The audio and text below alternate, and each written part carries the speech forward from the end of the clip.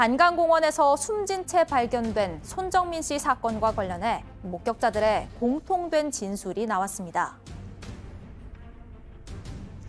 고 손정민 씨의 실종 당일 행적을 찾고 있는 경찰은 지금까지 7명의 목격자를 불러 조사했는데요.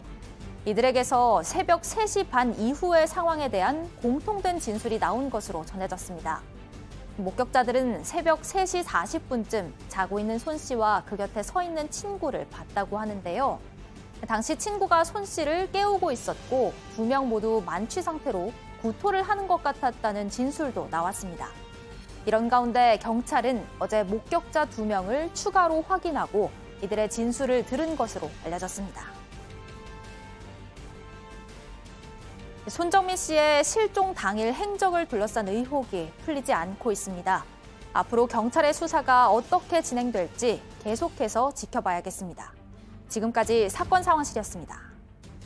자, 홍 기자, 앞서 한 언론 보도를 보니까 한 목격자가 이 손정민 씨가 누워 있고 그 친구가 옆에 쪼그려 앉아서 그 손 씨를 쳐다보는 모습을 찍은 사진을 제공해서 그게 지금 보도가 되고 있더라고요. 그렇습니다. 한국 언론은 제공해서 보도가 됐고요. 이 사진들이 경찰에도 제출된 것으로 현재까지 확인됐습니다.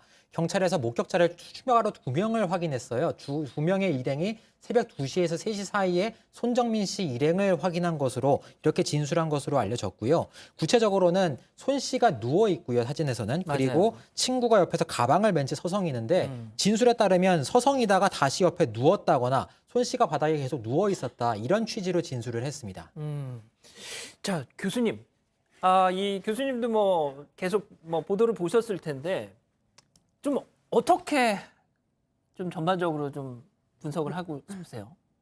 글쎄 지금 알려지지 않은 시간대가 한 1시간 정도가 있는 것 같습니다. 3시 40분이라고 네. 아까 말씀하셨잖아요. 그리고는 이제 그 돌아가는 장면이 찍힌 그 시간대 그렇게 따지면은 결국은 한 4시 반 전후 정도까지 1시간.